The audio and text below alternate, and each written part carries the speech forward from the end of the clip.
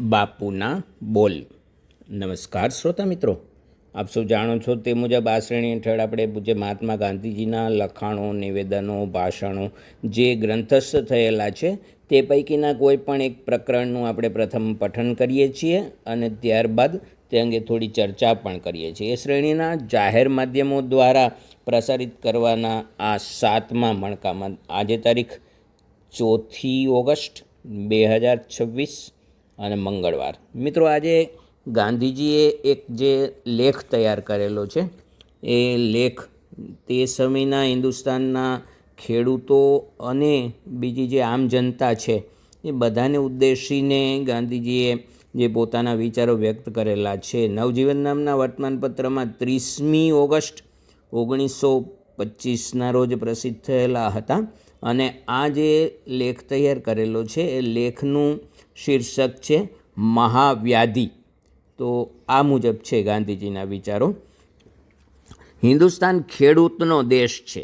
એમ તો આખી પૃથ્વી ખેડૂતની છે, પણ બીજા દેશમાં લોકો કેવળ ખેતી ઉપર નભતા નથી.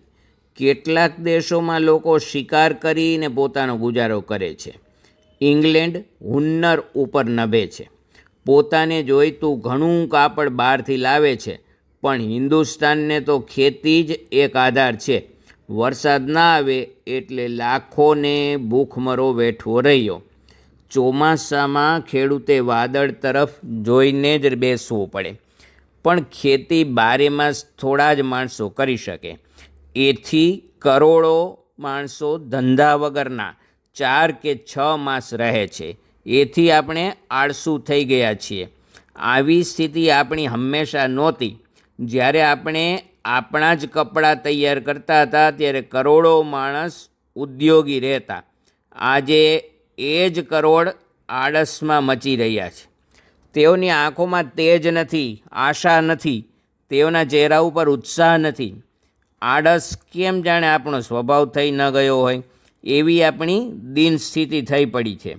ખેડૂતનું આળસ મધ્યમ વર્ગમાં તો છે જ. સુસ્ત પ્રજાને સ્વરાજ ન જ હોઈ શકે. સુસ્તી વિનાશનું કારણ છે.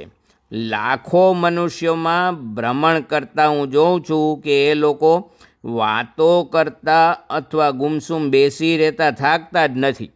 જો હું જાગ્રત ન રહું તો મારી આસપાસ વીંટળાઈને અનેક લોકો બેસી જ રહે અને માને કે તેઓ કંઈ પુણ્ય કરી રહેલા છે. આ આળસ એ આપણો મહાવ્યાધિ છે. કંગાળિયત એનું ચિહ્ન છે. હું માનું છું કે આપણી કંગાળિયતનું કારણ આ દેશમાંથી અન્ય દેશોમાં પૈસો ઘસડાઈ જાય છે એ જ, અથવા એ નથી. પણ કંગાળિયત અને ઘસારાનું કારણ આપણું આળસ છે. અને આળસુ માણસ ગુલામ ન બને તો શું બને? આળસુ જગતમાં કોઈ દાડો સ્વાશ્રયી બન્યા નથી અને બનશે પણ નહીં. એ આળસ કઈ રીતે જાય? કંઈક પણ ઉદ્યમ કર્યાથી જાય. એવો કયો ઉદ્યમ છે કે જે કરોડો કરી શકે? મારી દૃષ્ટિએ તો એક જ છે અને એ ઉદ્યમ છે રેંટિયો. જે રેંટિયા કરતાં વધારે સારો ઉદ્યમ પ્રજાના અર્થે શોધી શકે તે ભલે રેંટિયો ન ચલાવે. મારું તો પ્રથમથી જ કહેવું છે કે રેંટિયો નિરુદ્યમીને ઉદ્યમી બનાવવાનું ઉત્તમોત્તમ સાધન છે. પણ જો કોઈ તેથી વધારે ફળદાયી સાર્વજનિક સાધન બનાવે તો તેને મારું મસ્તક સહેજે વંદન કરશે.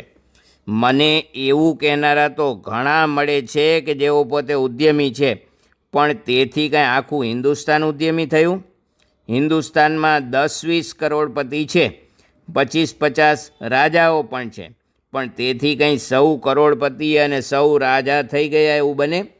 સુખી પણ હિન્દુસ્તાનને દુઃખે દુઃખ માને ત્યારે આપણે એક પ્રજા કહેવાઈએ.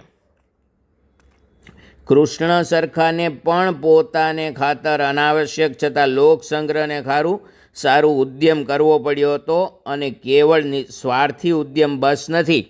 જે ઉદ્યમ કરોડોને માટે કેવળ સ્વાર્થને વશ થઈને કરશે તે લોકનાયક કહો કે લોકસેવક પરમાર્થને સારું કરશે. અહીં તો નિરુદ્યમીને ઉદ્યમી બનાવવાના જે પ્રયાસો છે અને એ ઉદ્યમ પણ એવો શીખવ્યો છે કે જેના વડે પ્રત્યેકનું અને સમાજનું કલ્યાણ થાય.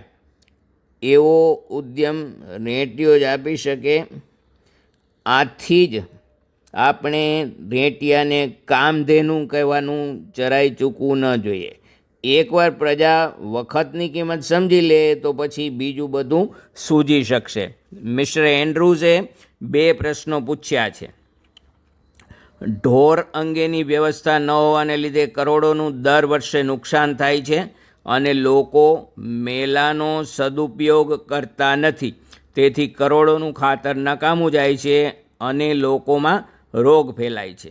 હું રેંટિયાની પ્રવૃત્તિ ઉપર ભાર દઉં છું તો ઢોરના પ્રશ્ન ઉપર અને એ લોકોમાં જે કરવાની કામગીરી છે એ બાબતે એના ગંદકીના પ્રશ્ન ઉપર ભાર દઈને કરોડો રૂપિયા સહેજે બચાવવાનો પ્રયત્ન કેમ નથી કરતા?